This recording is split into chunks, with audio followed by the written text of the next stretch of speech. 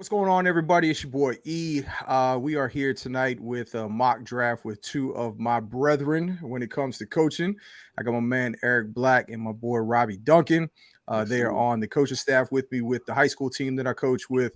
And we are football junkies, the three of us. You know what I'm saying? So last year around this time, we put together a mock draft, and I was like, you know what, fellas? I said this year, we're gonna go ahead and record it. You know what I'm saying? And then if everything goes as planned, around this time next year, y'all will get another one. You know what I'm saying, from us. So, in all due respect to everybody, just so that you kind of know what's going on, in case you are seeing this after we have recorded, if there's trades or anything. The order in which we are picking is the order in which the draft is currently set up. All three of us seem to believe that the Arizona Cardinals are probably going to wind up trading out of three, but as of recording this, we are still sitting with basically the exact same draft that we've had in place since the Detroit Lions and Atlanta Falcons trade. So with that being said, the way that we set this up was real simple. We did, since it's just the three of us, we did not do a snake draft. We did a random pick. Robbie wound up getting the first pick. Black got the second pick, and then myself with the third pick. So as we go through this, we're just going to kind of tell you guys who we picked, and then we're just going to talk about it for a minute, man. And if you're a football junkie like the three of us are, man, like this is just like every other thing that you're watching on TV right now. So without further ado, gentlemen, with the first pick in our draft, my man Robbie selected for the Carolina Panthers Mr. Bryce Young, the quarterback out of Alabama. I think he's pretty much the consensus at this point in time for that number one pick. Yep, easy pick. They need a quarterback. Bryce Young's the best one on the board, best leader. Most coming from a prolific program in Bama. I mean, he might be a little short compared to other quarterbacks that you like, but everything else, he checks every box besides that. So I think he's got all the tools to succeed in spite of his size. So you can't go wrong with Bryce Young. Yeah, I think he visited with the Panthers, and I think he canceled the rest of his visits after he visited. So that pretty much is the tea leaves telling that he's pretty much a lot to be number one, man. Mm-hmm. Yeah, that writing is definitely on the wall when it comes to that. And he'll be, what did they say? He'll be the shortest first, number one overall pick, you know what I'm saying, in NFL history, you know what I'm saying, as far as quarterback is concerned. So I like him, man. I mean, I think, when you look at what he played in the SEC, what he's done since he's been in school, not just this year, he's always surrounded by talent, so you got to kind of take that into consideration. But at the same time, and in the same breath, man, out of everybody that's on the board, I think that he is the consensus number one pick. So with that being said, we're going to move on to pick number two. Some of these are probably going to go pretty quick, man, because they are, you know what I'm saying, pretty much cut and dry. But with the second pick in the draft here, my man Black went with C.J. Stroud, the quarterback out of Ohio State, to the Texans. Some stuff's come down the pipe though here recently. This may not necessarily be the pick, but when we did our draft, this was the pick that was actually made by my man Black. Yeah, I guess we made the disclaimer that the pick we would make for the team. Yes. What's the quarterback that they got now? Davis Mills. Mills. Yeah. Mills. Yeah, he's not going to. Yeah, I don't know what they're thinking. So C.J. Stroud, Ohio State, I like him. They got the stuff coming out bad about them, but they always try to pick a prospect each year to kind of get them to drop or get them to drop down lower in the draft or whatever. But if I was the Texans, I'd take him right now. I mean, he's the second best quarterback in my eyes in this draft. Yes. Yeah, it's interesting how this test thing, S2 test, is really kind of taken and kind of really become big this year. And it seems now, because of his bad testing, I think it was the Tim Connolly show today.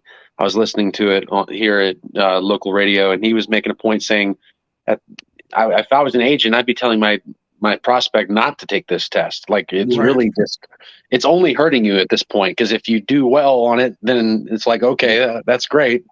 But then if you do bad on it, then it's a big red flag. So, it seems like to me, I think he's most likely the one to have this big fall even though he probably shouldn't fall. You know what I mean? Right. So it'd be really interesting to see if he does fall, how far he goes. Yeah, and then the stuff coming out about. I'm sorry. No, you're good. Go ahead, Black.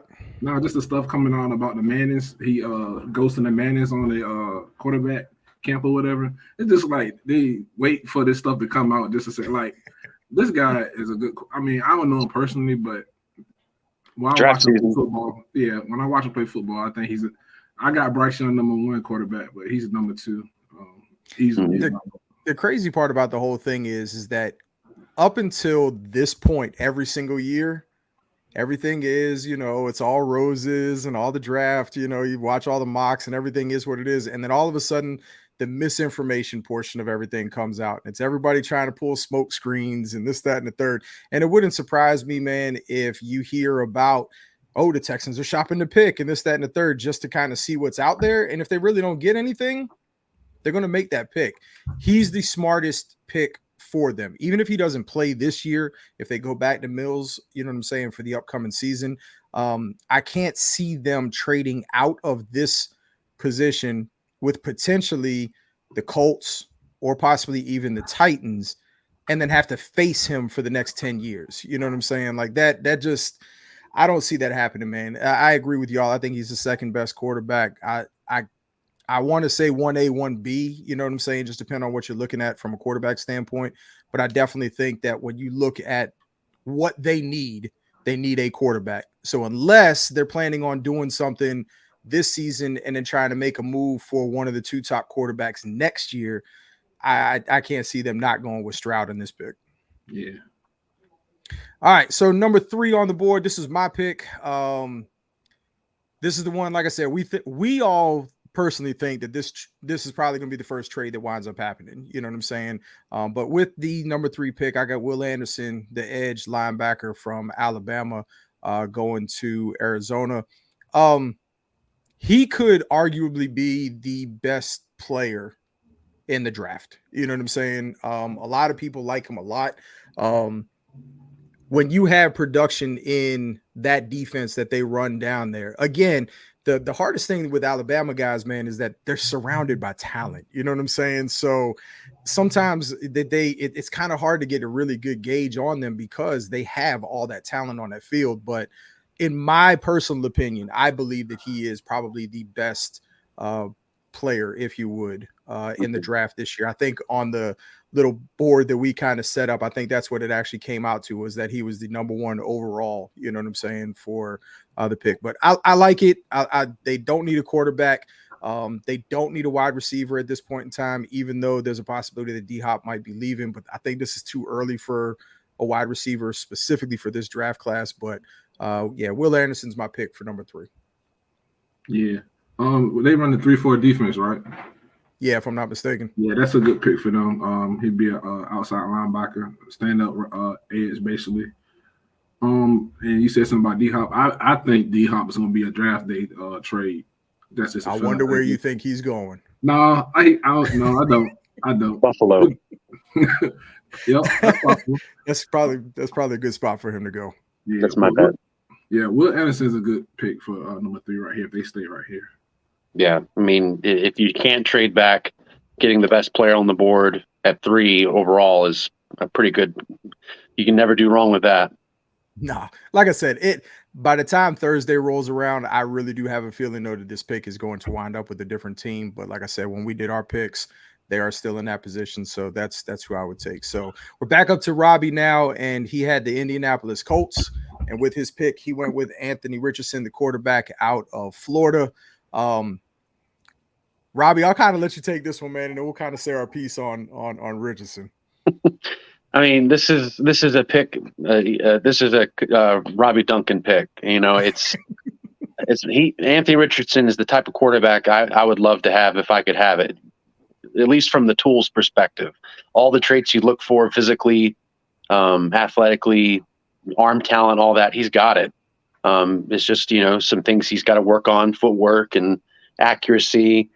But when it comes to the highest ceiling of all the quarterbacks, it's easily Anthony Richardson. Like, he may not hit it. I mean, he's like Malik Willis was last year. There was a ton of tools to work with, but he ended up falling to the third round. Could Richardson fall that far? I'd be shocked personally. But, you have a guy that has a ton of potential. And I think with a coach like Shane Steichen coaching the Colts, bringing that same kind of scheme he had with the Eagles, I think that's a match made in heaven. Run a lot of quarterback power, some play action, RPO stuff just to get him comfortable.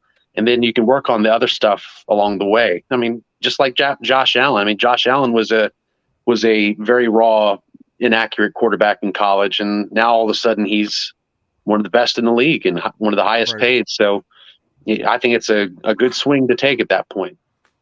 Anthony Richardson, he does have the tools, but I was talking to my coworker the other day, talking about his tools, and he was like, he got the tools. I said, but who else had tools? Is a bad handyman. He has all the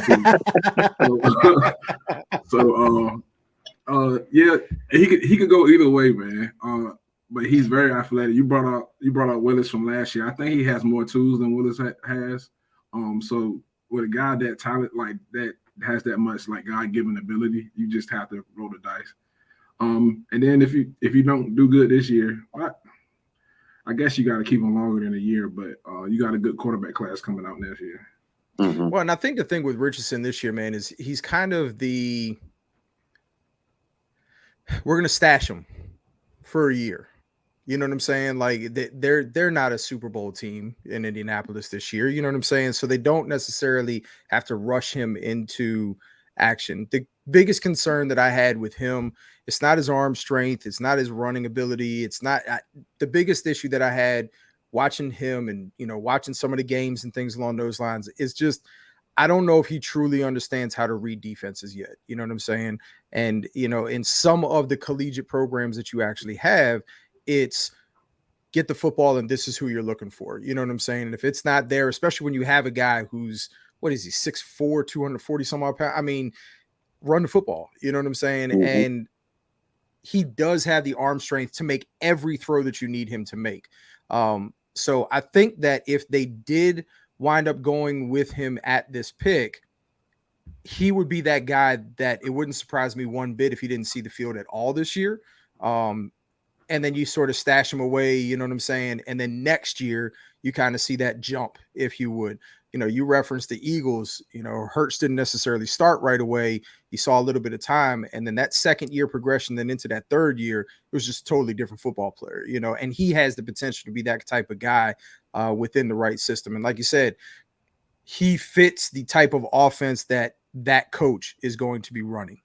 So I think you get him up to speed. This could be one of those things where down the line, everybody goes, I told you he wasn't going to amount to anything. And then you'll have everybody else, if it works out, and they say, I told you that he was going to be the one. So this is definitely a wait and see approach, if you would. All right, so we're up to pick number 5 here. This is the Seattle Seahawks. My man Black went with Jalen Carter, the defensive tackle out of Alabama, with the 5 pick there with the Seahawks. Yeah, y'all said Will Anderson is the best non-quarterback prospect in the draft. I'm a D-line coach. I'm a D-line guy. Will Anderson, edge, kind of D-line.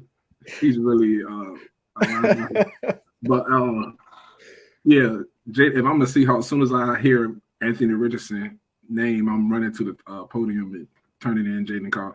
The stuff came out, young kids, you know what I mean? Not that this discredit anything that he did. I mean, hopefully he learns from it, but I wouldn't let him get out the top 6. If I'm the Seahawks, I just signed Geno to a couple years. Yep. I'm taking the best player in the draft, in my opinion, Jalen Carter. I watch him. This dude is just disruptive. He needs to get a little bit better with his pass. He needs 1 or 2 more pass rushing moves, but that can come in the first couple of years. But other than that, man, that guy's a man. Yes. Yes, he is. Yep. I mean, guys like him is what making being a good guard more valuable too, paying more for guards. Cause I mean, it's easier. I think it's more disruption can be caused up in the middle compared to the edge. Like you got a dominant interior rush, you're really doing damage on a quarterback because there's nowhere to run if there's pressure up front. Exactly. So, I mean, that's really what you're getting out of Jalen Carter. A guy that can disrupt the run and pass. So all around good player. I think, you guys have both said it, and it perfectly describes him. He disrupts in the run game, in the pass game. You know what I'm saying? Like he just has that ability. Black, you touched on it. You know what I'm saying? He did have some things that came out right before the combine that were questionable. You know what I'm saying? But that is going to cause him to slide. But I can't see him getting past 5 either. I mean, and it wouldn't surprise me if Arizona pulled that trigger at 3. You know what I'm saying? Like he's that type of guy. And probably is going to be somebody that is a perennial all-pro. You know what I'm saying? When it's all said and done. So, all right. So up next is the Detroit Lions. This is my pick. We went with Christian Gonzalez, the DB out of Oregon. I really like him, man. Like he's got that 6'1", almost 200. You know what I'm saying? I think probably by the time camp starts and the season starts, he'll probably be up around 205. You know what I'm saying? I like the way that he plays ball. He's physical. He can come up in the run game, but he doesn't hurt you in the passing game. And I think the thing with the DBs this year is just which one do you like better? You know what I'm saying? Because there's a clump of them that are all pretty much the same type of guy. You know what I'm saying? And it's a good DB class, man, especially for first round picks. If you were late into the draft, as far as your pick is concerned, you could see one of these guys that could potentially be a top 10 pick just fall into your lap. And we had to go back and actually readjust because that was not the original pick that I had made for them. Nope. You know what I'm saying? So, but no, I like him, man. I think that he would be a good fit there with Dan Campbell. But I like him in that spot, man. I think that's a good pick for them, especially considering what they just traded away. Yeah, I like that fit with the Lions as well. What they like to do on defense, physicality, that same mentality, it fits, and I think he's going to be a very good number 1 corner for him. Yeah, I got him as my number 1 corner. I like Witherspoon, but especially when they losing, what's the cornerback that they just traded away? Okudah. Yeah, Jeff Okudah.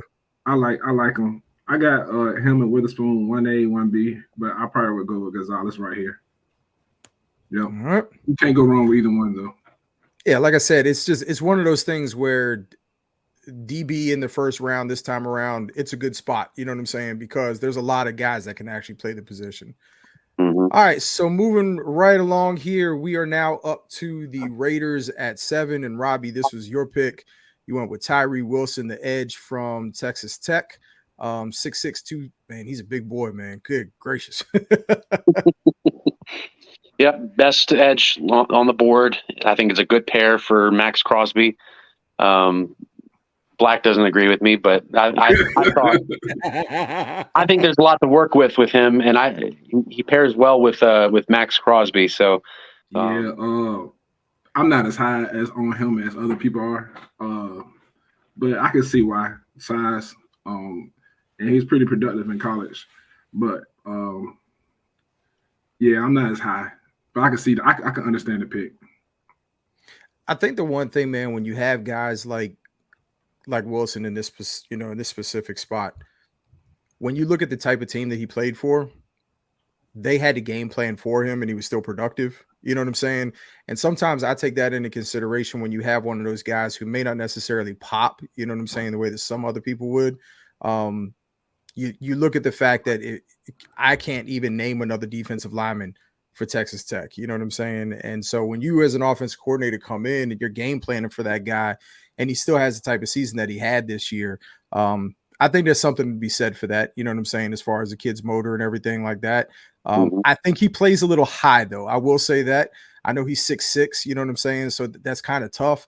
But you can't get high on some of these grown men that are in the NFL that are going to be protecting that, that backside of a quarterback or something like that. So if he works on his pad levels a little bit, you know what I'm saying? If he really learns how to bend that corner, he could wind up being a good pick there. You know what I'm saying? Like you said, mash him up with Crosby. But I don't know, man. Like I'm curious to see whether or not the production from college translates because he's definitely got all the intangibles. You know what I'm saying? Definitely has all the intangibles. Yep. All right, so that brings us now to the Atlanta Falcons, and this was my man Black's pick here. We got Jackson Smith. I always pronounce his name wrong, man. Njigba, the wide receiver from Ohio State. I thought there was a possibility, man, that this dude was going to wind up getting teamed back up with his man, you know what I'm saying, in Houston. But you got him going off the board there with the Falcons, man. Yeah, I'm gonna try to get playmakers if I'm Atlanta on the offense. They got what's the tight end? Oh yeah, Pitts. Pitts, and they got Drake London. I'm just adding more playmakers. He's the number one wide receiver. I ain't gonna tell you who number 2 is until later on my rankings, but he's my number 1. He's my number 1 right now. Didn't play that much last year. Was coming off an injury, right? Yep. But that guy can play, man. He also played with Marvin Harrison Jr., who probably be number 1 wide receiver coming out next year. Oh, yeah. But man, I like him. He doesn't have the speed or whatever people, but I'm not too into the underwear Olympics. I like to see when I see a kid play and I know he can play the game, man. I go with that over a combine. So that's my number 1. He's more of a Y in the slot, but he's not really an X. He's not big enough to be an X, not fast enough either. But I like him. He's my number 1 this year. I mean, Ohio State receivers got a pretty good hit rate right now. Anyway, can't go wrong with any of them at this point. Yeah. Hartline's doing a great job with them up there. And I mean, I got to play him every year being a Penn State fan. It's just like which one is going to pick us apart this year. You know what I'm saying? He just got an injury. I mean, he just suffered an accident or something. So prayers out to Hartline. Yeah, I saw that too. That's tough. Yeah. That's tough. All right, so that brings us to my pick here at 9 with the Bears. Of course, they traded back out of that number 1 pick, and we've got the first offensive lineman coming off the board here. I went with Skoronski on this one, man, and I know, we kind of kicked this around a little bit. Northwestern was horrible. They were awful. And no matter who they faced, and he faced some pretty decent pass rushers over the course of this past season, man, and he held his own. You know what I'm saying? Mm-hmm. So he's a big guy. You know what I'm saying? He's got pretty decent feet.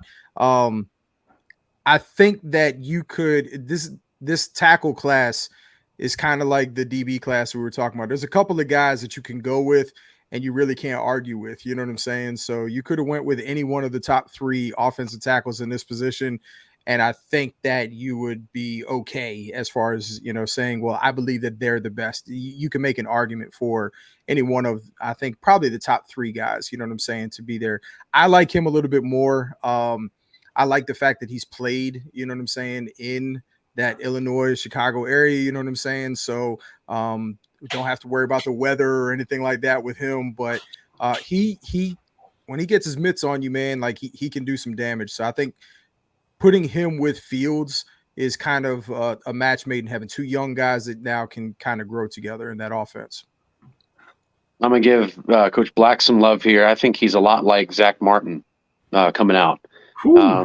He's not very flashy, but that's not a bad thing. He's just very solid and consistent with his technique, and he just gets the job done. I don't know if he will, he probably should start him out at tackle first just to see what he can do.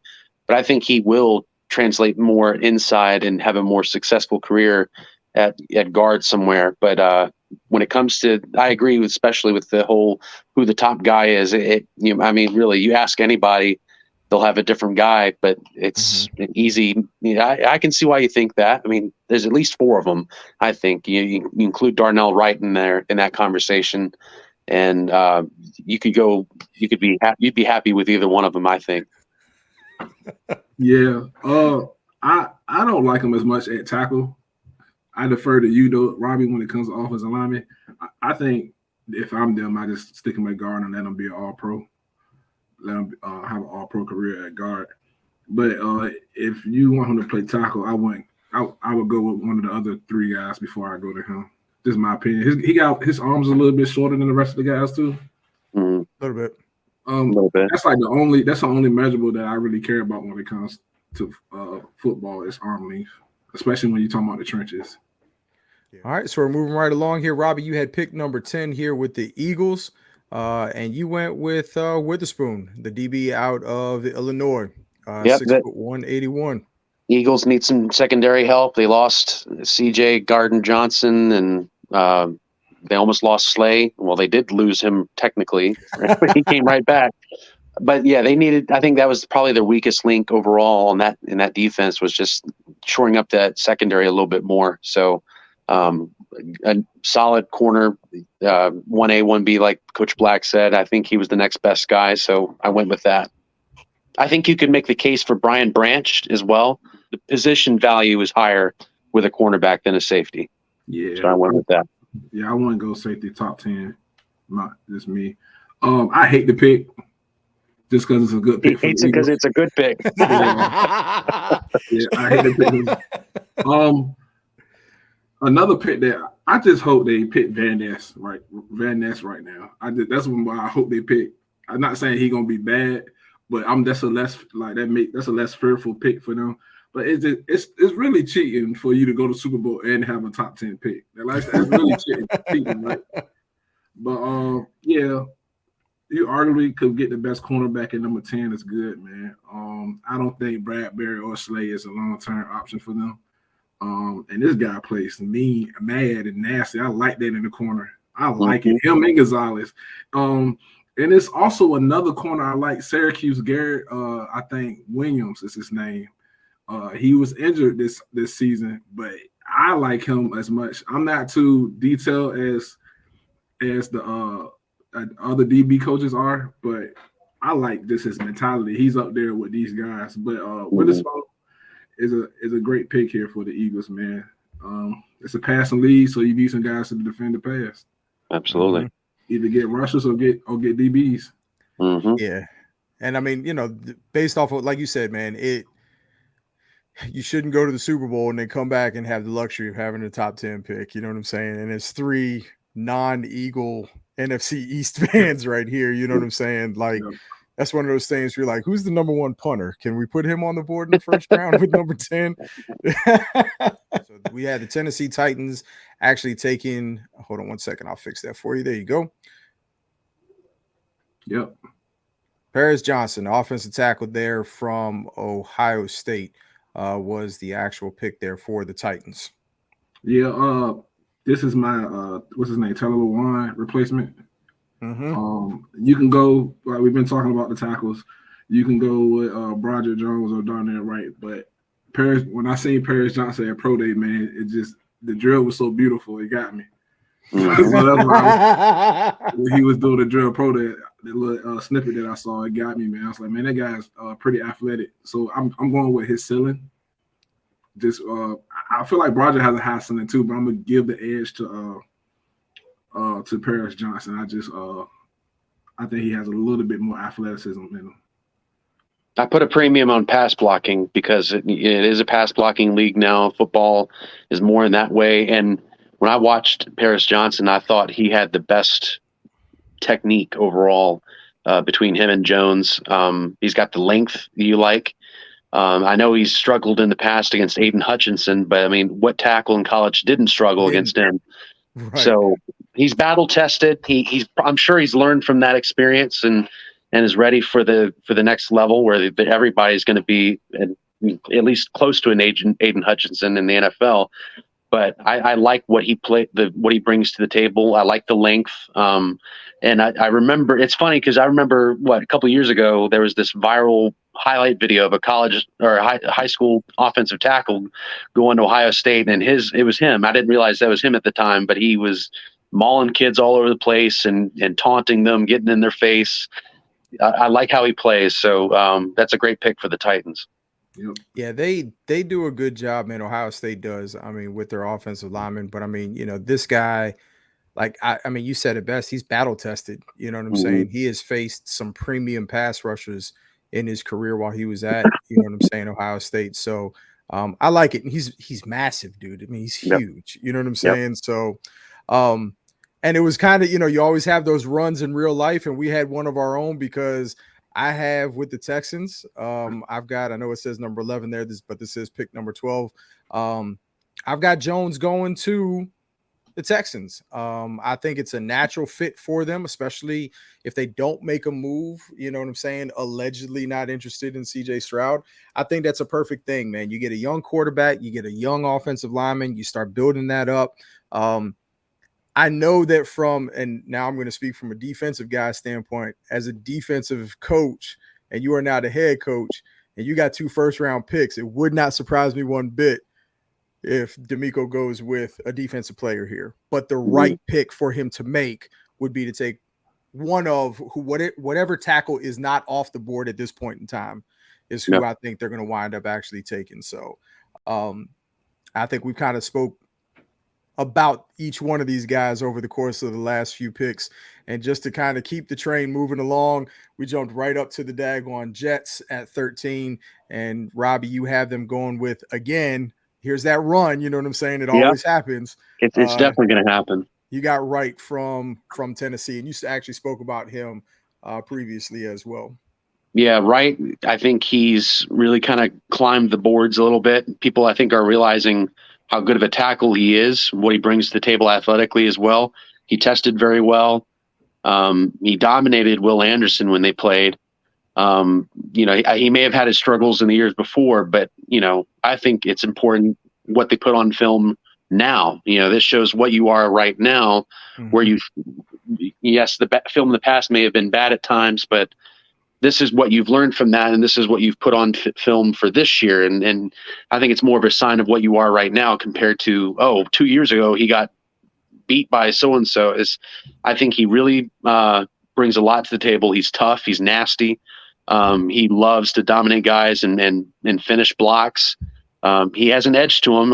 I'm sure we've all seen his little DM conversation taken a little too far, but he takes pride in his work and what he's done. And I think he might end up being the better tackle of the group. He may not have the length like Paris Johnson or played for a program like Georgia, like Broderick Jones did, but he brings a lot to the table. And I think he's going to be pretty successful for a long time.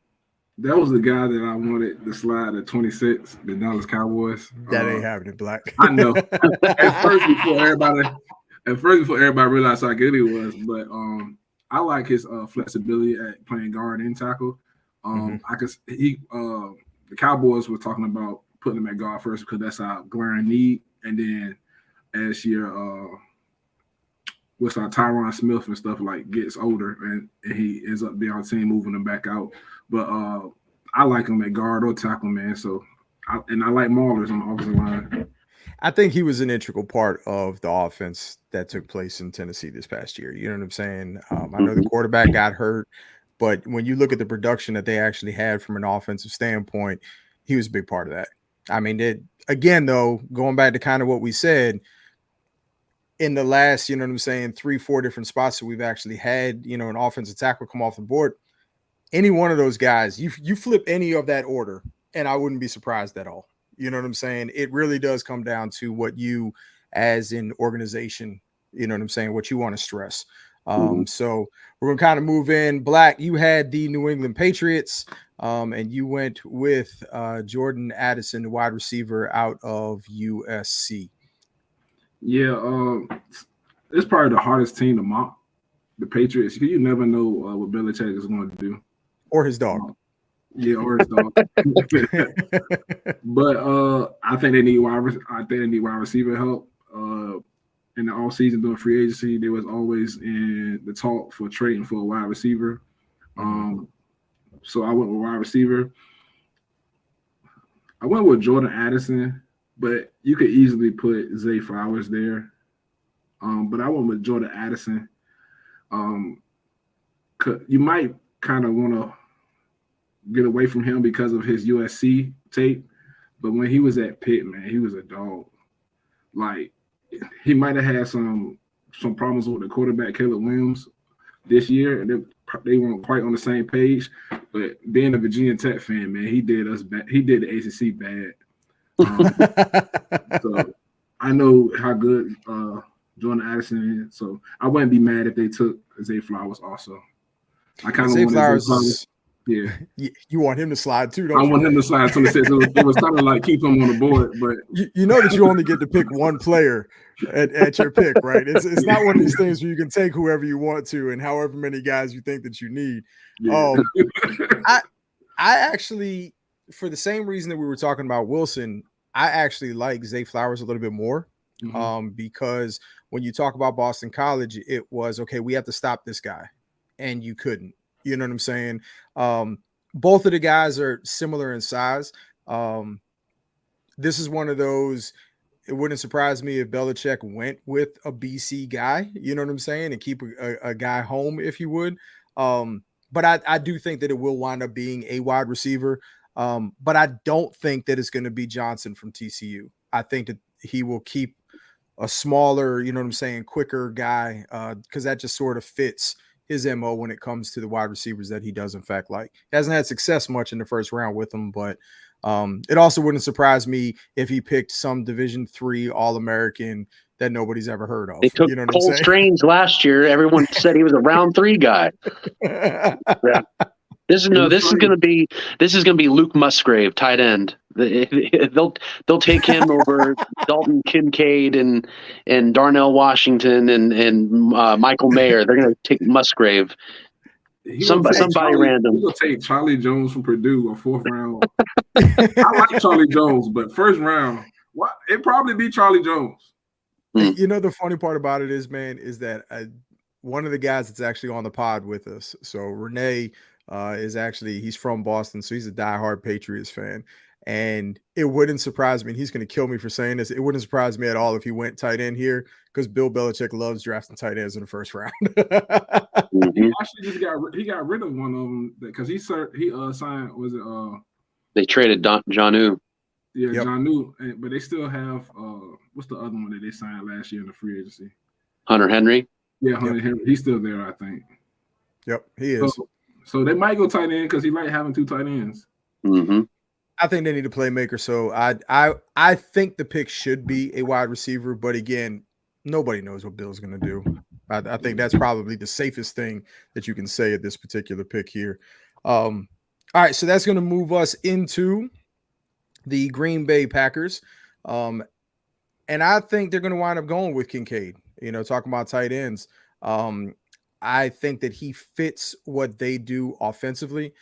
Black, I know that you are not as high on him as some other people are because of his inline, you know what I'm saying, what he can do like in the run game. And if that is what they are looking for, this is not going to be the pick for them. I think that he is more of the receiving threat of the tight ends that you actually have. The kid out of Notre Dame, man, he's nice. He's probably the best all-around tight end in the draft.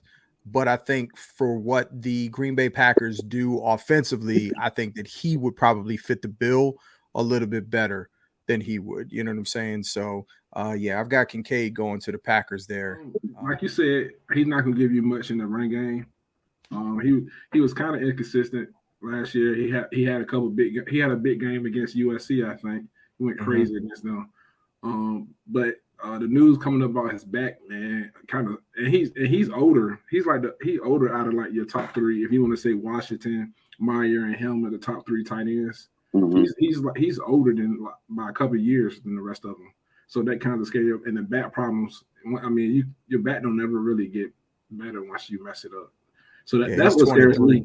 But if he doesn't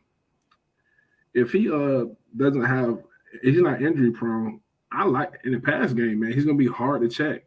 Like I hate to call people like Hall of Fame tight ends, but he has a Travis Kelce type game to him. Pretty good. He's moved. He's elusive when he gets the ball to be a tight end.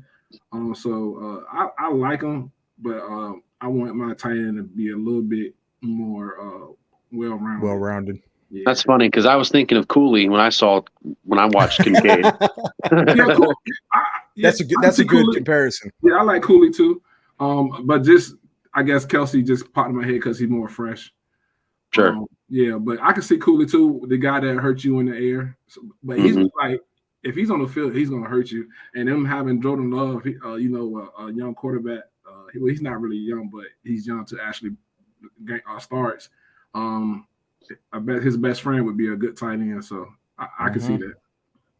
All right. So the rule that we did have with this draft was that each one of us would get to pick for our team. Now, it just so happened that Robbie did fall into where his pick was actually going to be. So moving right into the Washington Commanders, you went with Deonte Banks, the DB out of Maryland. The floor is yours on this one, man. I'm not interrupting you. It's your pick. It's your squad. You have it. He wants to change it now.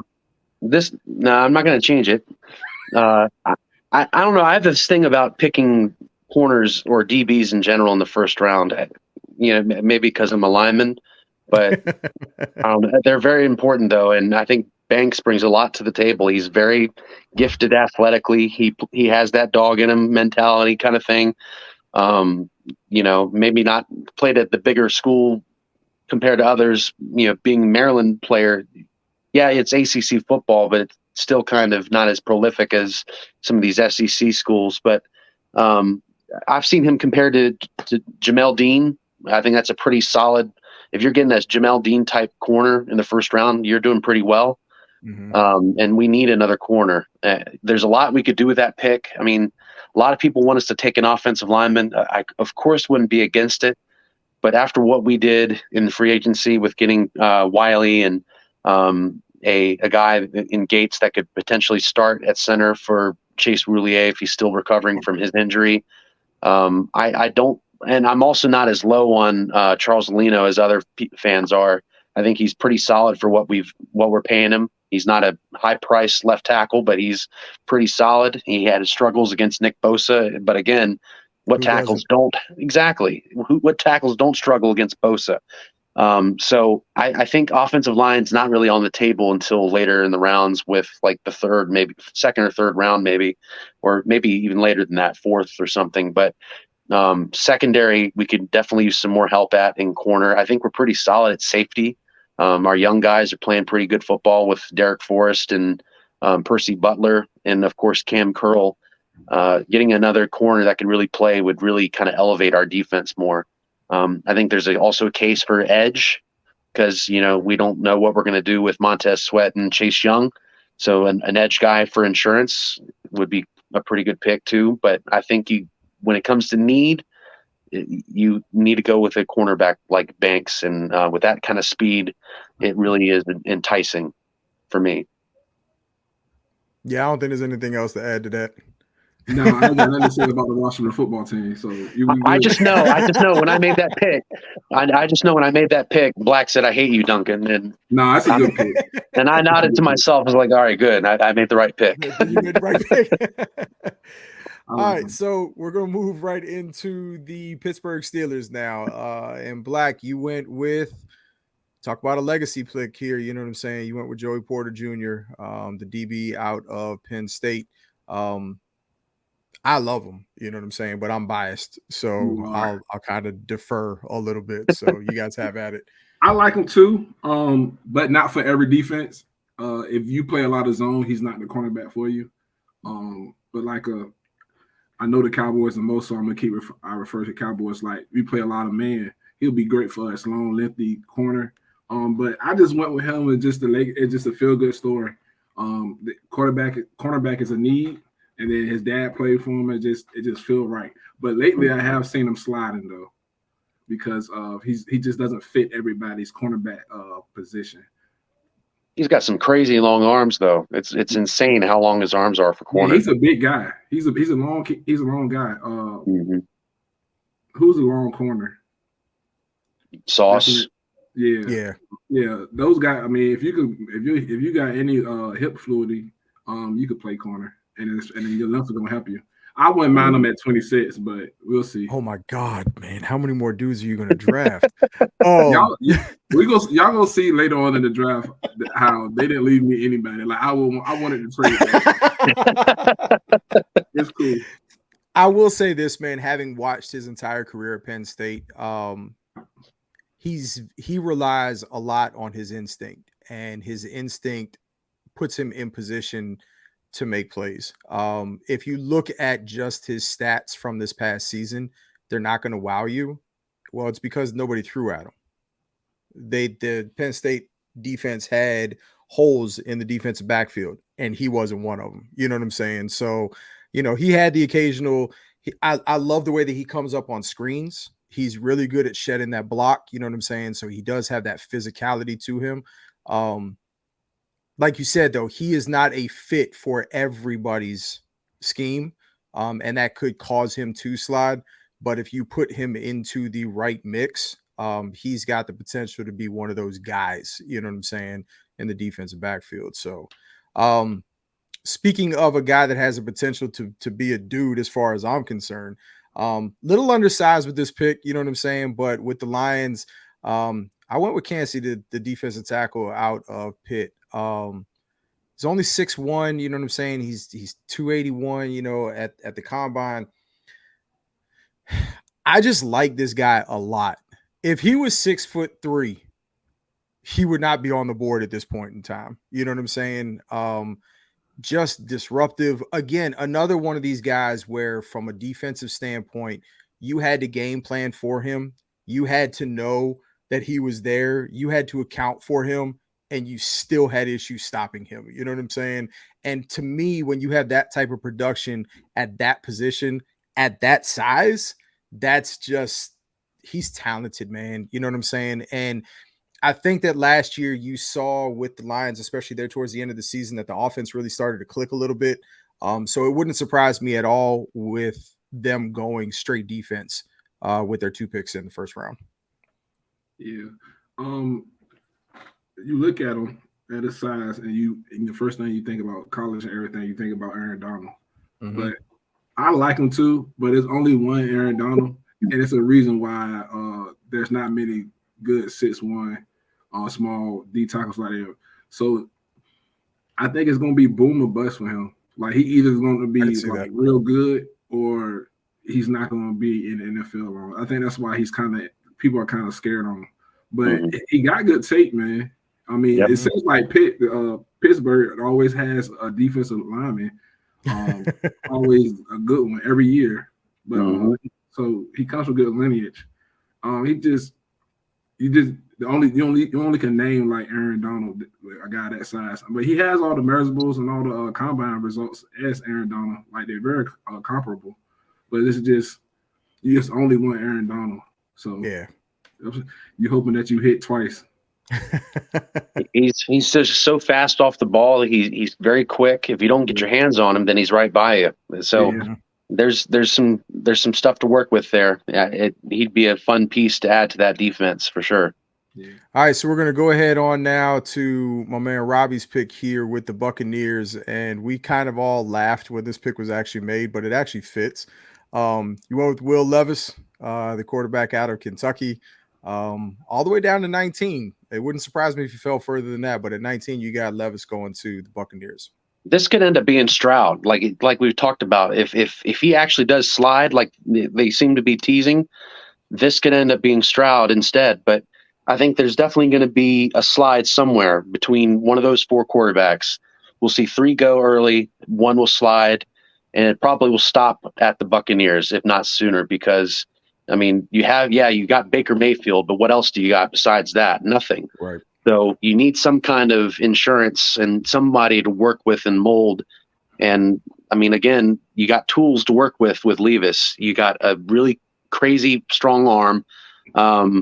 He's pretty athletic. He's not nearly as athletic as Richardson. That's why I took Richardson, because they're both very raw. But when it comes to the tools, you got more in Richardson. So you could say the Colts could take Levis instead. But I think there's a if you can unlock him and get him to calm down in the pocket and learn to handle pressure better, then you got a decent quarterback to work with. But again, it's hoping for a lot. There's negatives to his game. I mean, what he couldn't beat out Clifford at Penn State. So nope. That's a pretty big negative. Not the crap on him, but that's just, it is what it is. So right. I think you get 5 years with him. If it doesn't work out, he's on a rookie contract, and you can move on later for pretty cheap. So it's a swing worth taking at that point. in the first round. Yeah, he's the oldest of the quarterbacks coming out right now. He's 23. The other three guys that we've already had come off the board, they're all 21, so they're a little bit younger. I'll say this about Levis, man. I mean, he's Roethlisberger. You know what I'm saying? He doesn't have the touch that Roethlisberger had coming out of college, but as far as like how big he is, and I think I was listening to a podcast earlier this week, and somebody was saying that the thing that a lot of GMs are scared of is that he's turning himself into, as far as his build is concerned, he's turning himself into Tebow. You know what I'm saying? And is he going to be able to get around? Is he going to be able to move the same way? The arm strength is there. You know what I'm saying? I mean, again, same thing with Richardson. Because of that arm strength, he can make every throw. But who's going to fall in love with him is going to really be the question. You know what I'm saying? So yeah, I'll pass on him, man. This is my opinion. He's the opposite of what they're trying to do with CJ Stroud, the media or the scouts. I think that every year you have that prospect that they try to talk down. And now I believe he's the opposite, where he's that prospect that they're trying to talk up. I don't see it. I see the tools, but it's too inconsistent for me. He has some good games, and then he has some really bad games. I would go with Herndon. Hooker's a little bit older, but I would go with Hooker before I would go with Will Levis. He would be in the conversation with all of these guys if he was healthy. I really do genuinely believe that. It also wouldn't surprise me if you have a team at the end of the first round that trades back into the first round. You know what I'm saying? In order to be able to try and pick up either Levis or, you know what I'm saying, Hooker. I think that both of them have that type of – I'm going to be honest with you, though, fellas. I don't think that there are 4 to 5 first-round quarterbacks in this year's draft. But teams will always take a quarterback in the first round. That's just the way that it is. You know. All right, so next up on the board is the second pick for the Seahawks. My man Black has Lucas Van Ness from Iowa actually going to the Seahawks there at 20. Yeah, so I had that pick earlier with Jalen Carter, defensive line guy. They need help all the way down that defensive line, so I went with Van Ness. He's not flashy, but he's pretty decent. I would have went with Nolan Smith right here, but he really don't fit their defense the way they play. So Van Ness would be a good end for him. Pretty productive, and then you get Carter and Van Ness for at least 4 to 5 years together. I think that's a pretty good tandem. Mm-hmm. Yep. Yeah, Kerrigan. That's tough. He's Ryan Kerrigan. Yep. Not flashy, but can be how many years he played for you? About 10. Maybe 10 years. You get 10 years out of a first round pick, especially your second in the mid. Yeah, you're doing good. So if he could be that. The one thing that I will say about him is that, you know, if you watch all the different things about him, he's tough, man. I mean, he was a hockey player who outgrew the sport and fell in love with the physicality of football. Yeah. That's just the type of crazy that you need on the defensive line. You know what I'm saying? All right. So this next pick, I got to tell you, I had the Chargers. I made this pick, and I will stand by it. I don't think that Eckler is going to wind up being around. So with that, I went with Bijan Robinson. It would not surprise me one bit, and I'll say this to y'all, and as NFC East fans, we're going to hate this. It wouldn't surprise me at all if the Eagles went with him. You know what I'm saying? But for whatever reason, NFL teams just don't like running backs in the first round anymore. Because this guy right here, he is top 5 material. You know what I'm saying? But nobody's going to take him in the top 5.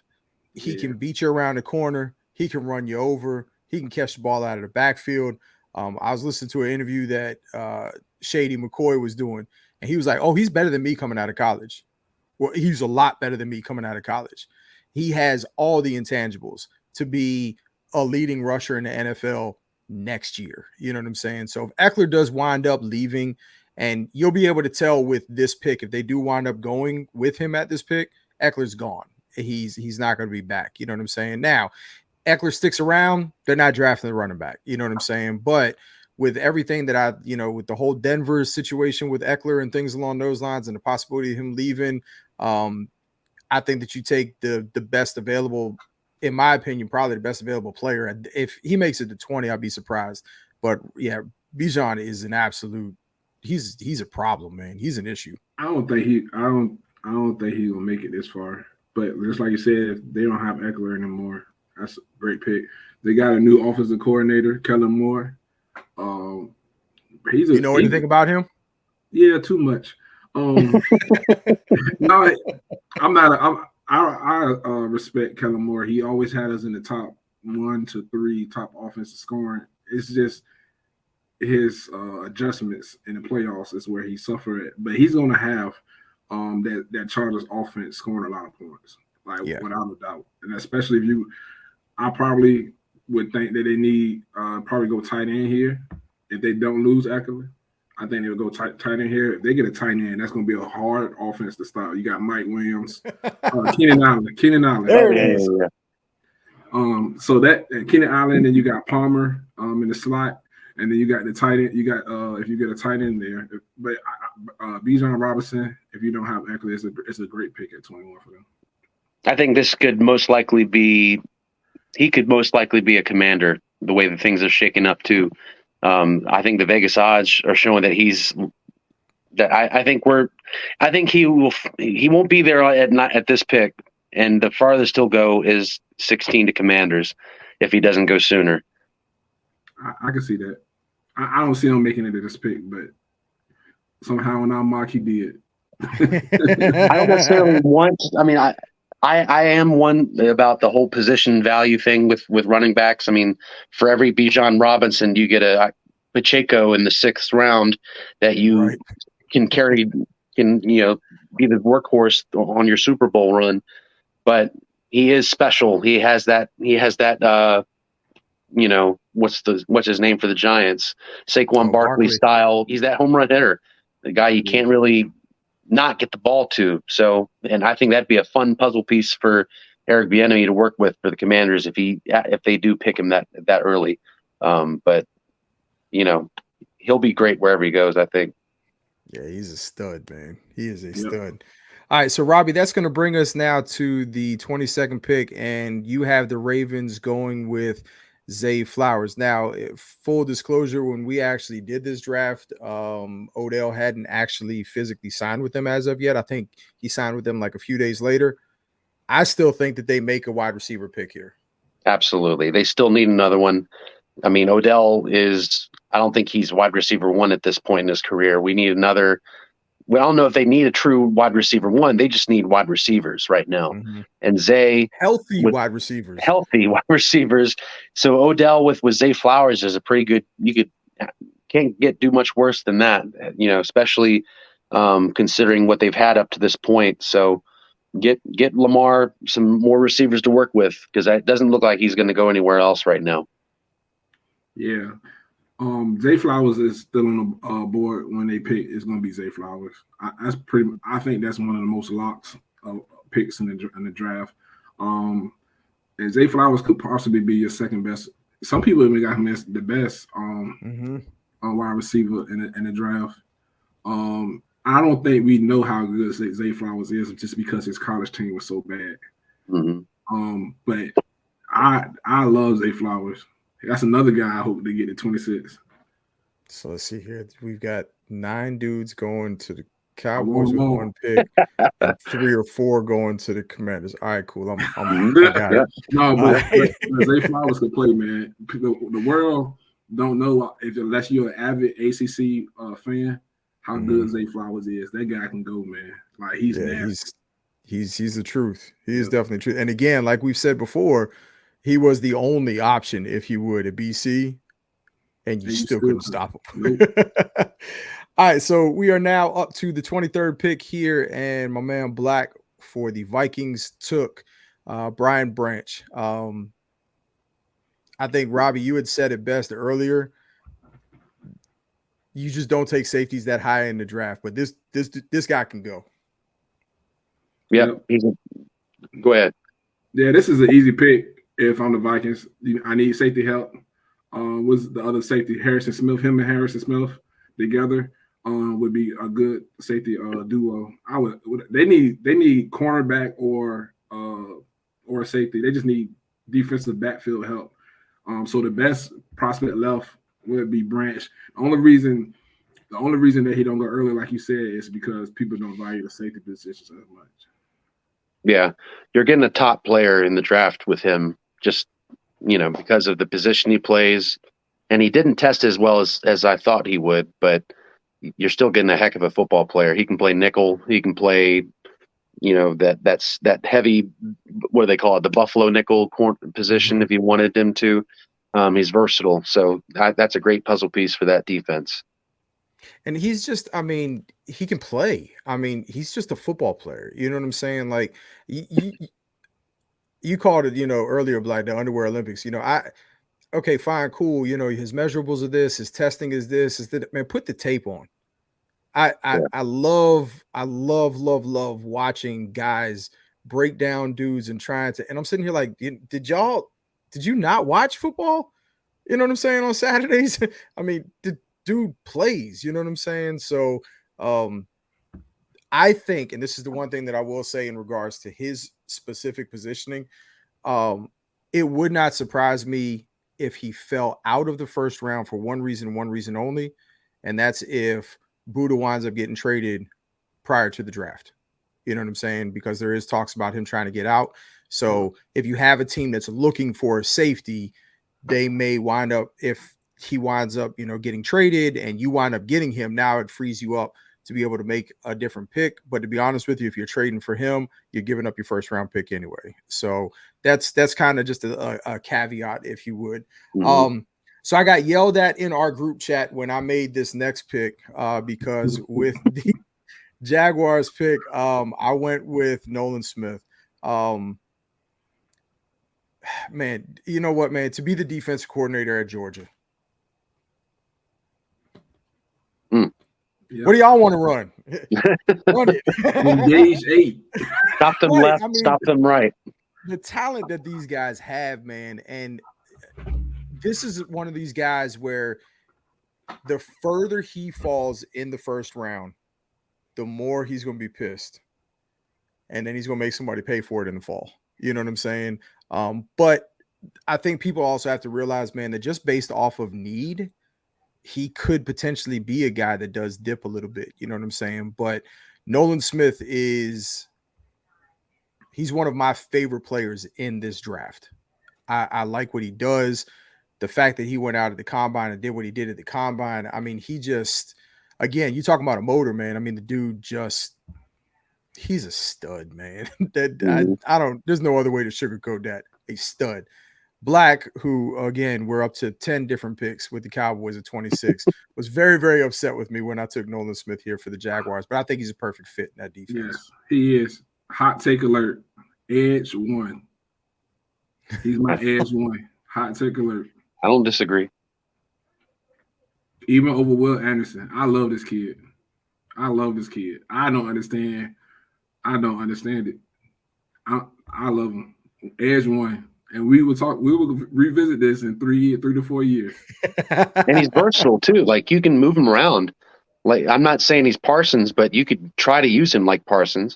Have him rush from a gap from a linebacker position because of how athletic he is. Let him chase a running back out of the backfield if you need to. He is just a dude that can do whatever you ask him to do because of how gifted he is.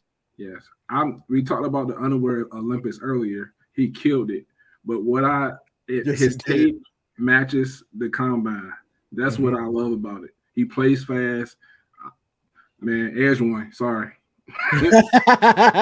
You get him this late, Jacksonville Jaguars, you won the draft. And you're pairing him with another Georgia edge rusher too. No. Whew, that's tough. All right, so the next pick is mine because it is the Giants. I know that we only have one pick in the first round, so I haven't really, talked about, anything in regards to my squad. I think that the pick's going to wind up being defense, and I think it's going to wind up being Forbes out of Mississippi State. In my personal opinion, if you would, as far as the DBs are concerned, he is probably the best coverage corner out of the group. You know what I'm saying? I like the way, I think he had 11 or 12 pass defenses. I think he had 6 picks on the season this year. He comes up, he plays football. But again, you're talking about a guy, man, that they tested this year and he made them pay for it. You know what I'm saying? He's long, he's lengthy. He's got those arms, you know what I'm saying, that we were talking about beforehand with Joey Porter. He's a gamer, man. Like, he just, again, you're talking about a guy in the SEC going up against top talent week in and week out. And not only did he hold his own, he was a dude, you know what I'm saying, on that Mississippi State defense. So I think it's a corner. To be honest with you, it would not surprise me at all if they took a stretch and went with the linebacker. Some of the picks that we've made up in free agency, I'm thinking that personally, I think they wind up going with a corner here at this pick. I like Forbes. I think he led the nation in pick sixes too. So when he gets the ball, in his hands, he got potential to score. So I like him. He's long. I like him. Playmaker. Yep. All right, so he only had one pick. He tried to get as many different players as humanly possible, but here it is. We're talking about the 26th pick since the first pick. We're going to go with Quentin Johnson, the wide receiver out of TCU, going to the Cowboys there at 26. So, Black, it's your show. I'll let you have it on this one. All right, so if this happened in the actual draft, the best possibility for me is to trade back to the later part of the round. But we're not doing trades. I've seen a lot of mock drafts taking Michael Mayer, the tight end from Notre Dame. That's cool. If you're going tight end, I'm going for the home run. I'm going with Darnell Washington. Just would take the free athlete, but also Quentin Johnson. He's like a free athlete. Like, I think somebody said, including his wingspan, he has the range. He has the catch radius of a 6'9" person, which is ridiculous. That's insane, right? But he doesn't show up sometimes. He has to add stuff to his game. He's not going to be a year one like going to blow you off the screen or be all pro first year. But I think with the addition of Brandon Cooks, and we already got CeeDee Lamb, and hopefully Michael Gallup come. We can bring him along slowly, but we could reap the rewards of taking him if he be not saying he's fast, but like how you didn't know what DK Metcalf was going to be, and then he just blew up in the NFL. So he can have that kind of production where he just came out of nowhere. But I like him. He's just a freak, man. Mm-hmm. Just got to learn how to play wide receiver a little bit better. I know some Cowboy Nation gonna probably hate me on this pick, but that's where I went with. Not being able to move or trade, and not, you taking everybody in front of. I don't be surprised if we trade up in the actual draft. The last time that you did, it wound up working out pretty good for you, even though you didn't want to take the player that you took. So, we didn't trade up for him. We traded back. You talking about Michael Parsons? The last time we traded up was Dez Bryant. It worked out good. Yeah, it worked all right. Yeah, I think the one thing with Quentin Johnson that he's an immediate red zone threat. So even if he isn't somebody that you have on the field between the 20s, once you get inside the 20, he's a jump ball threat. You know what I'm saying? Because he can get up and go get it. Like you said, you talked about his wingspan. The one thing that I will say about him that probably needs the most work is his route running. Not that he's sloppy, you know what I'm saying, but that he doesn't get in and out of those breaks. And he had a little bit more space to work with, you know what I'm saying, when he was in college. He's not going to have that same space in the NFL, but I like him as far as a wide receiver is concerned. I think he's probably a little bit more unpolished than some of the other receivers that we talked about, but he's got just the same amount of ability as anybody else. Yeah, he'd be a pain, with CeeDee Lamb getting all the attention and still got Gallup and now Brandon Cooks. He'd be a tough fourth guy to match up with on defense. Yeah. I don't know how long we'll have Gallup if he doesn't return back to form. I don't think this might be his last year. So Quentin Johnson, he fits that X receiver that we kind of lacking. We lacked last year. Mm-hmm. All right, so Robbie, you're back up with the Buffalo Bills, and you went with probably one of the more intriguing players in the first round. You went with Trenton Simpson, the linebacker DB hybrid, if you would, out of Clemson. Yeah. He's a player, man. I like him a lot. Yeah, I mean, that's a fun defense they already got over there. Now he's a guy that you can kind of just mix and match and do whatever you want with, I think. And plus, you got two safeties in Micah Hyde and Jordan Poyer that aren't getting any younger. You know, they kept Poyer, but Micah Hyde, both of them are like 32 years old. Mm-hmm. How many years are you going to have with them as major contributors? It remains to be seen. This is a guy you could have them mentor and teach and learn from, and in the process, put him wherever you want and let him kind of be a weapon at that point. Play him at linebacker, play him at nickel, play him at single high, whatever. Rush him off the edge as a blitzer, whatever you want to do. That's the defense that I think really would fit with because of what they already got in place. Mm-hmm. You know, it's not necessarily a true need kind of pick, but because of what they got and the coaching staff that they have, I think that's a perfect fit to me. I almost took him. You remember when our first draft, I almost gave him to the Jets. It was a little too high, but you did. But with what's his name as their coach and leading that defense, he'd be another kind of coach that could get a lot out of him. Saleh would get a lot out of him too. So I think that's a fun pair with the Bills and him. He kind of reminds me of Landon Collins.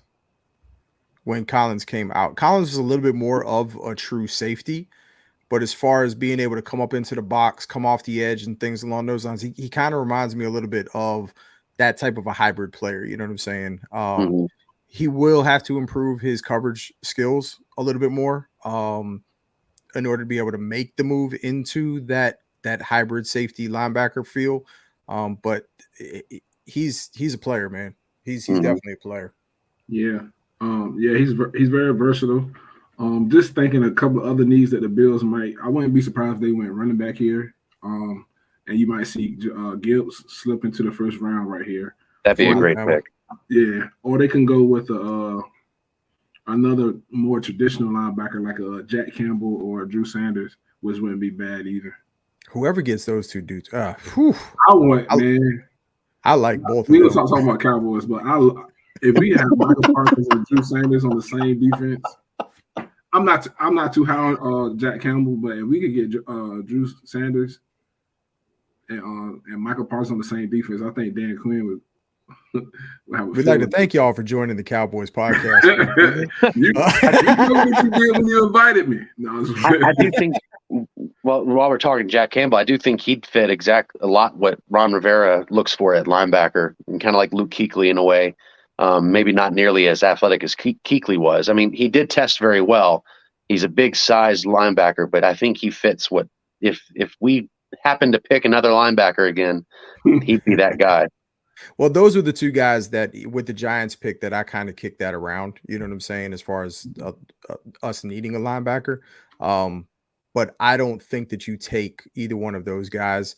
If you take either one of those guys in the first round, it's because you're at the tail end of it. You either traded back up into the first round or you traded back, you know what I'm saying, and picked up some assets for them. I do think that both of them are going to be solid pros. The one thing about Campbell that kind of makes me a little bit nervous, you know, everybody talks about statistically where he was. Iowa's defense was on the field a lot. You know what I'm saying? So some of those stats are a little bit inflated just because he had more opportunity because their offense was miserable, I guess is the best way to put it. You know what I'm saying? For this past season. But I do think both of them can play in the NFL and contribute. I guess is probably the easiest way to put it. So, all right. So now we're officially in the rich get richer phase. So Black, you had the pick here for the Bengals. And you went with, we've talked about him a bunch already, but you went with Meyer out of Notre Dame. So help me if he winds up falling this far and actually gets an opportunity to go play with Burrow. That could very well be the pick of the first round. That's a great pick. Yeah. if I'm the Bengals and he's there, man, I'm running to the podium. Like, here. Yeah, like who before them? The Bills. As soon as the Bills walk off the stage, I'm right behind them. Like, Roger, don't go nowhere. Here, take this. If you can imagine the Bengals offense with Jamar Chase, what's the Higgins and Boyd, and then him and Mixon out of the and backfield. Joe Mixon. With Burrow throwing him the ball. We still got some questions, like some stuff off the field stuff happening with Mixon, so that's true. He's kind of questionable, but yeah, like good luck. Like they gonna be fighting with the Chiefs for best in the AFC. That's just there's no other way to say it. That if that happens, that is you're gonna have Kuiper and all of them. They're just gonna go nuts. You know what I'm saying about the type of pick that is. So, all right. So I had the Saints at 29, and I went with Miles Murphy, the edge out of Clemson. I'm a very big fan of Clemson's defense. I know that, you know what I'm saying, when Venables left and took the job, there was a little bit of a dip this past year. You know what I'm saying? Overall, they didn't have the talent that they've had the last few years, but he was somebody that excelled, if you would. The Saints have, for them to be picking this late in the draft, they actually have a lot more needs, you know what I'm saying, than some other teams that would be picking towards the back half of the first round. But I think that this might be one of those things. And I think, Black, you said it a couple of times just in the text messages that we've had. This just might be one of those best available, regardless of position type moves for them. You know what I'm saying? They do need help. They are rebuilding, you know what I'm saying, in a sense. So he may not go here. For me, again, we talk about what do you want to try and build your team around. I think that you put him on that defense and you give him an opportunity to kind of, you know, work into it and everything along those lines. I think it's a solid pick, man. I mean, he's got all the intangibles are there for him. But like I said, the Saints, they shouldn't be picking this far back. You know what I'm saying? They were not one of the top 3 teams, if you would, 4 teams in the league. So for them to be this far down in the draft with some of the stuff that they have, it wouldn't surprise me one bit if this was where the trade back into the first round for somebody that's already picked happened. You know what I'm saying? Because they're going to want to try and get some additional picks, if you would, for the later rounds as far as this draft is concerned. I wouldn't even be surprised if they traded up if they were afraid of somebody taking Hooker. They can go Hooker here, in my opinion. He's like I said earlier, he's a little bit older than the rest of the quarterback prospects, but age on quarterbacks is not the same in other positions. So and as much as they're protected. Say it again. I was going to say Derek Carr wouldn't be very happy about that. No, but Hooker's not as really jaded as he gets. Yeah, right. But do we really think like Derek Carr is Derek Carr? He is what you get, right? So right. No, I agree. If you could kind of Jordan Love, Henry Hooker, not saying that Derek Carr is Aaron Rodgers, but just to sit behind him, maybe a year or two, and just heal up and get better. I wouldn't learn the offense. Taking a stab with him. All right, so coming up on the end here, we have with the next pick. God, man, the rich just get richer, man. You got the Eagles here picking, and we went with the guard from TCU, Avila. Robbie, this was your pick. Yeah, they lost Isaac, forgot how to pronounce his last name, and they end up actually upgrading over him with this guard from TCU. He's mean, dude. Like this dude is mean, man. Yeah. He's mocked a lot to the Cowboys. I feel more comfortable with him in the second round, but I'm not mad at this pick right here in the late round because he has a possibility of he's mean. You like that in the guard, so he if you want to run the ball, he's gonna be able to move people. Yep, it's a very safe pick that really pays a lot towards what they want to do. So that was the easy one. You put him with an experienced group that Philly has coming back. and he gets caught up to speed very quickly. Yeah, it's probably the best spot for I'm sorry. It's such a good offensive line, man. Like even without this pick, it's already still one of the best offensive line. It is the best offensive line in the NFL. Like from side to side, what they do is just so fun to watch. And I hate that it's the Eagles, but I respect them a ton for how they play and what they do out there. Yeah, it's annoying. Yep.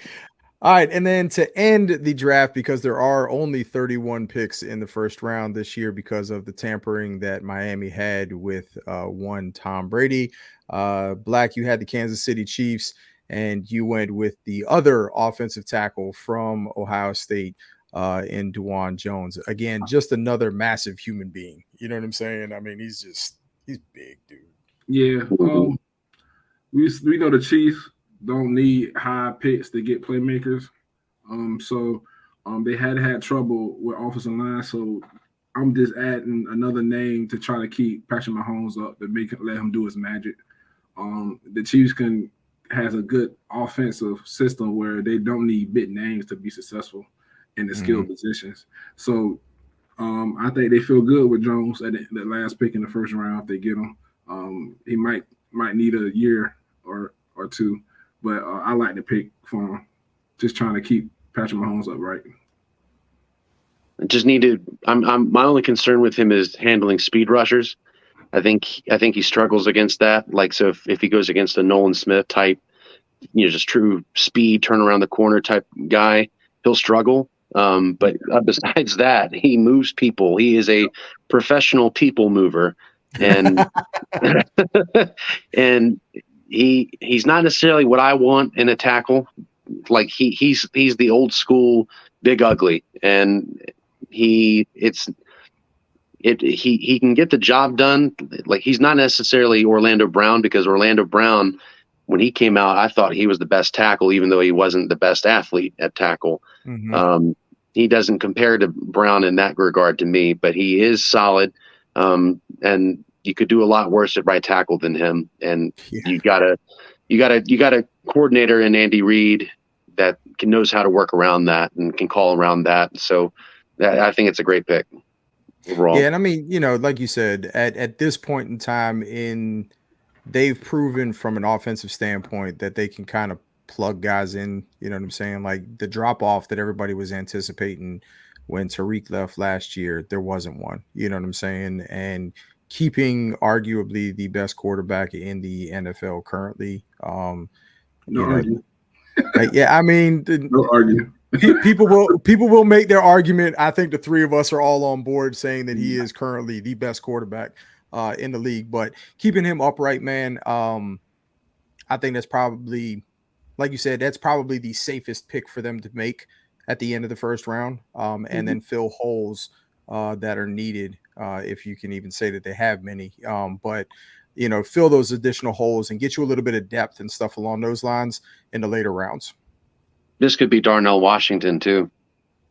Yeah, think about it. I mean, I would hate that. This would be a perfect Chiefs pick too. Besides getting a lineman, you got a guy that you can sit behind Travis Kelce, and just move him anywhere you want. And we'd all hate the Chiefs for it, but at the same time, as a football fan, love it at the same time, just to see what Andy Reid could do with a guy like Darnell Washington. Love it on every week except for when they play your team. Yep. All right, well, we are going to kind of close things out here, man. I want to definitely thank the two of y'all for jumping on and joining me this evening. This is stuff that we would have done anyway, you know what I'm saying? So the simple fact that y'all fed me content for our page, man, that's fantastic. But as always, man, like our page, subscribe to the channel, hit the bells, man. I mean, y'all know what to do, man. Y'all ain't stupid. You guys have been here before. You know what I'm saying? It's the Homie Trinity Podcast, man. So again, for my man Eric Black and for my man Robbie Duncan, man, we want to thank y'all for joining us, man. Peace. See ya. Yep.